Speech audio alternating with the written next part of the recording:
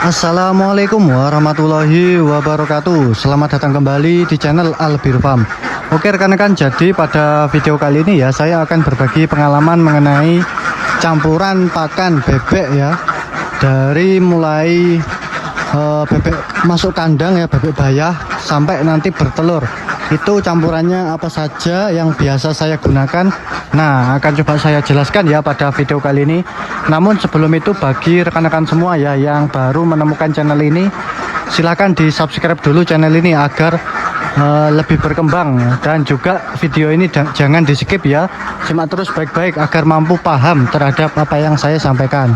Oke rekan-rekan, langsung saja ya. Jadi bagaimana campurannya ya jika bebek kita itu masih bayah atau baru masuk kandang. Nah, jadi ini sesuai dengan versi saya sendiri ya. Jadi bagi rekan-rekan semua yang mempunyai campuran tersendiri, silahkan monggo.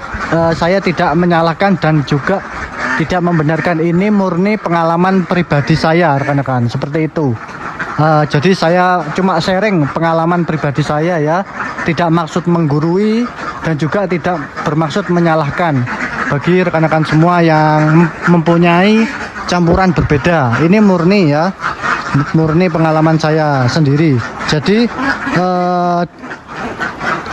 di pengalaman saya ya, itu jika bebek baru masuk kandang, artinya baru beli bayah ya, ini baru beli bayah, itu saya menggunakan campuran konsentrat dan dedak rekan-rekan, full konsentrat dan dedak dengan perbandingan 1 kilo konsentrat dan 5 kilo dedak. Nah 1:5 ya rekan-rekan. Itu yang pertama, itu baru masuk kandang. Jadi tujuannya menggunakan campuran ini pastinya agar lebih hemat ya, lebih hemat, dan juga bebek tidak over nutrisi seperti itu. Itu 1:5.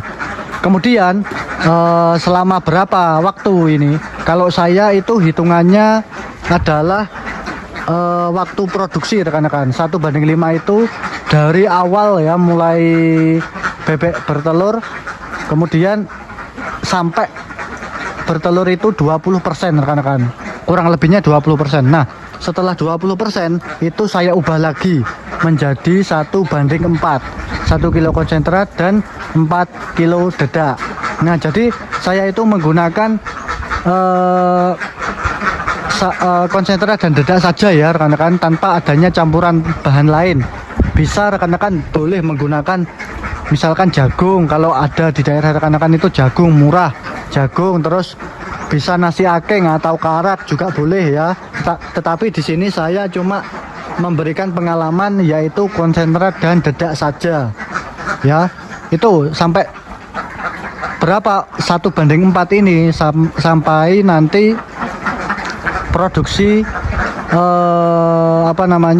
50%. Nah setelah 50% ganti lagi rekan-rekan perbandingannya ya, yaitu 1:3. Nah jadi lebih tinggi konsentratnya ya, 1 kilo konsentrat 3 kilo dedak. Itu pada saat produksi 50% rekan-rekan.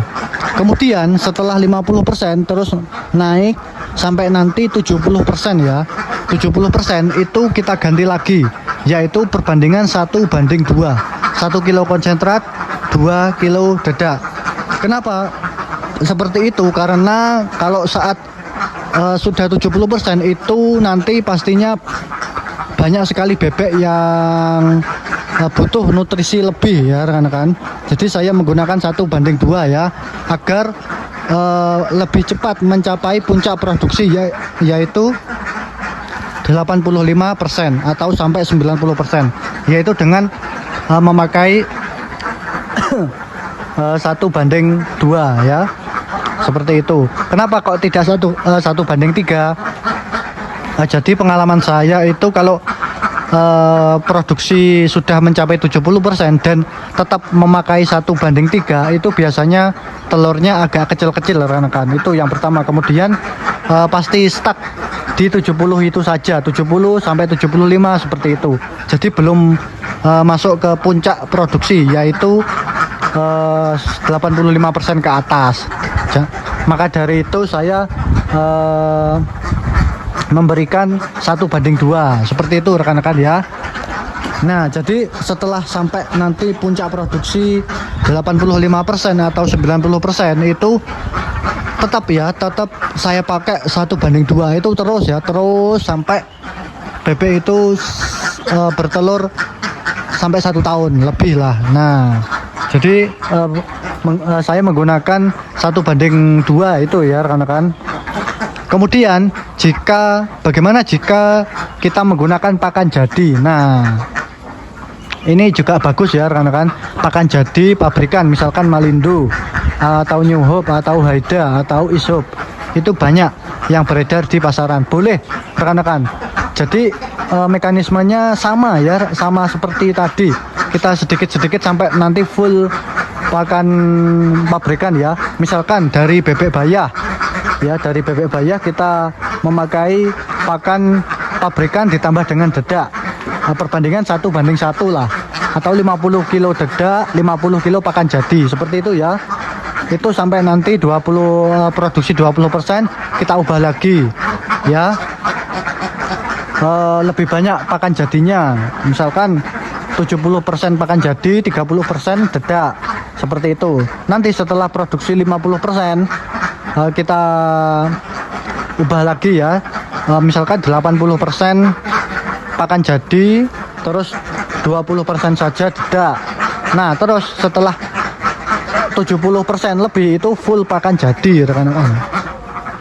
Jadi saya menggunakan metode seperti itu agar apa? Agar pertama lebih hemat ya, lebih murah, karena pasti bebek bayah itu makannya banyak sekali ya. Jadi kita harus mensiasati harga pakan yang lumayan tinggi dengan cara seperti itu yang pertama. Kemudian yang kedua pastinya dengan adanya bebek bayah itu pastinya butuh adaptasi pakan dan butuh adaptasi kandang, jadi tidak langsung bertelur. Nah, jadi sangat bagus kita menyesuaikan pakannya ya, bertahap, jadi step by step.